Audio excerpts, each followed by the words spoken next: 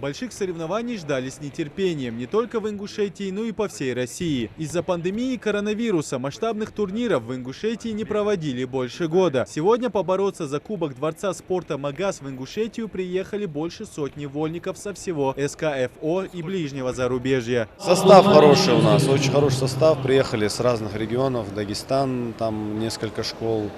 С Чечни приехали, даже борцы Белоруссии есть, которые учебно-тренировочные сборы проходили в Дагестане, они приехали.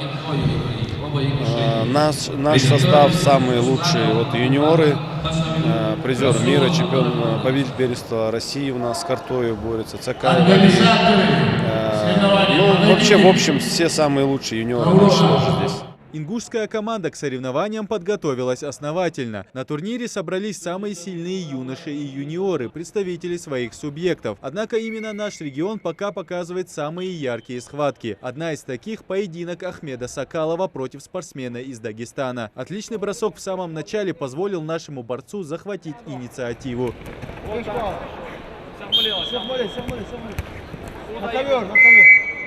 Завладев необходимыми очками, Ахмед продолжил наращивать преимущество, доведя счет встречи до 12-2. Уверенная победа борца в красном. Дома бороться гораздо комфортнее.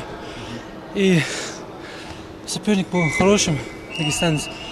Но мне удалось его выиграть с счетом 12-2. Я сначала провел хорошую атаку и отстоял и ловил его на ошибках. Он пытался отыграться. Я его ловил на ошибках. А имя этого ингушского борца знают по всей России. Ислам Картоев – чемпион России по вольной борьбе среди юношей. В весе 92 килограмма ему противостоит крепкий борец из Чеченской Республики. Борьба на ковре идет ожесточенная с первых минут.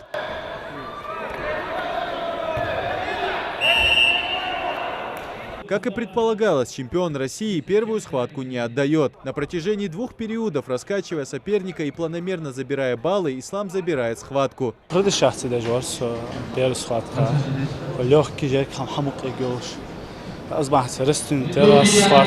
За ходом поединков следят опытные судьи. Также ведется видеозапись схваток, чтобы все спорные ситуации можно было решить максимально быстро и прозрачно. А таких сегодня было немало. Зрителей на трибунах нет в связи с ограничительными мерами. Однако соревнование от этого не стало менее масштабным. Ребята соревнуются и делятся мастерством и опытом. Это отличная возможность подготовиться к чемпионату СКФО по вольной борьбе среди юношей. Идрис Ижиев, Мухаммад Белакиев, Новости 24.